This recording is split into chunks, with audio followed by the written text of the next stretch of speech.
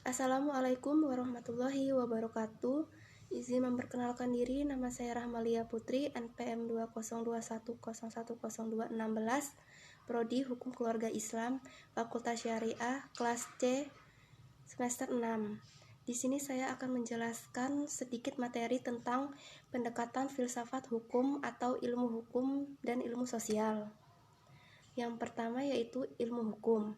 Beberapa pendapat mengatakan bahwa karena filsafat hukum merupakan bagian khusus dari filsafat pada umumnya, maka berarti filsafat hukum hanya mempelajari hukum secara khusus, sehingga hal-hal non-hukum menjadi tidak relevan dalam pengkajian filsafat hukum. Sebagai filsafat hukum tunduk pada sifat-sifat atau cara-cara dan tujuan-tujuan dari filsafat pada umumnya. Di samping itu, hukum sebagai objek dari filsafat hukum akan mempengaruhi filsafat hukum. Dengan demikian, secara timbal balik antara filsafat hukum dan filsafat saling berhubungan. Secara sederhana, dapat dikatakan bahwa filsafat hukum adalah cabang filsafat, yaitu filsafat tingkah laku atau etika yang mempelajari hakikat hukum. Dengan perkataan lain, filsafat hukum adalah ilmu yang mempelajari hukum secara filosofi.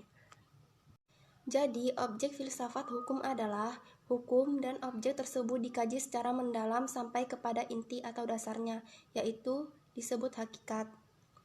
Menurut Purnadi Purbacaraka dan Surjono Sukanto, hukum dapat diartikan sebagai yang pertama ilmu pengetahuan, yakni pengetahuan yang tersusun secara sistematis atas dasar kekuatan pemikiran.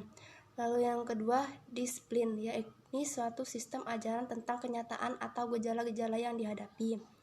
Lalu yang ketiga, norma, yakni pedoman atau patokan sikap tindak perilaku yang pantas atau diharapkan. Lalu yang keempat, tata hukum, yakni struktur atau proses perangkat norma-norma hukum yang berlaku pada suatu waktu dan tempat tertentu serta berbentuk tertulis. Lalu yang kelima, petugas, yakni pribadi-pribadi yang merupakan kalangan yang berhubungan erat dengan penegakan hukum. Lalu yang keenam, keputusan penguasa, yakni hasil proses diskresi. Lalu yang ketujuh, proses pemerintahan, yakni proses hubungan timbal balik antara unsur-unsur pokok dari sistem kenegaraan. Yang kedelapan, sikap tindak ajek atau perilaku yang teratur, yakni perilaku yang diulang-ulang dengan cara yang sama, yang bertujuan untuk mencapai kedamaian. Lalu yang kesembilan, jalinan nilai-nilai, yakni jalinan dari konsepsi-konsepsi abstrak tentang apa yang dianggap baik dan buruk. Selanjutnya, ilmu filsafat sosial. Filsafat sosial merupakan cabang filsafat yang mempelajari persoalan kemasyarakatan secara kritis, radikal, dan komprehensif. Sejak Plato dan Aristoteles, kajian terhadap persoalan-persoalan kemasyarakatan sudah menjadi objek penelitian tersendiri. Menurut Plato dan Aristoteles, susunan masyarakat mencerminkan susunan kosmos yang abadi. Manusia berkewajiban untuk menyesuaikan diri dengan susunan itu dan menaati demi keselamatannya. Kalau tidak, ia menghancurkan dirinya. Pada abad pertengahan, masyarakat Eropa masih memperlihatkan pada pola dasar yang sama, hanya sekadar mengoreksi terhadap paham Plato dan Aristoteles. Paham tentang otonomi kosmos diganti dengan paham heteronominya, yaitu kepercayaan bahwa kosmos tidak berdiri sendiri, tetapi bergantung pada kemahakuasaan Allah. Ketertiban kosmos adalah suatu ketertiban yang telah diciptakan. Selanjutnya, perubahan hukum dan sosial. Proses terjadinya perubahan-perubahan pada masyarakat di dunia pada dewasa ini merupakan satu gejala yang normal yang pengaruhnya menjalar dengan cepat ke bagian-bagian lain dari dunia. Antara lain, berkat adanya komunikasi modern dengan taraf teknologi yang berkembang dengan pesatnya, penemuan-penemuan baru di bidang teknologi terjadi suatu revolusi, modernisasi, pendidikan, dan lain-lain.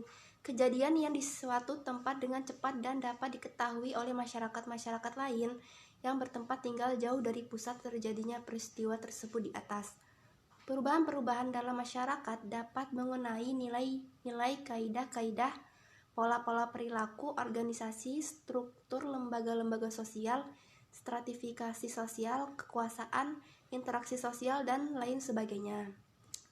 Lalu selanjutnya, faktor yang mempengaruhi terjadinya perubahan sosial. Pada umumnya, dapat dikatakan bahwa sebab-sebab terjadinya perubahan-perubahan sosial dapat bersumber pada masyarakat itu sendiri, dan ada yang letaknya di luar masyarakat tersebut, yaitu yang datangnya sebagai pengaruh dari masyarakat lain atau dari alam sekelilingnya. Sebab-sebab yang bersumber dari masyarakat itu sendiri adalah antara lain bertambah atau berkurangnya penduduk, penemuan-penemuan baru, pertentangan, dan terjadi revolusi. Suatu perubahan sosial dapat bersumber pada sebab-sebab yang berasal dari luar masyarakat tersebut. Misalnya sebab-sebab yang berasal dari lingkungan alam, peperangan, pengaruh kebudayaan masyarakat lain, dan sebagainya. Sekian materi yang dapat saya sampaikan. Terima kasih, saya akhiri. Wabillahi taufik wal hidayah. Wassalamualaikum warahmatullahi wabarakatuh.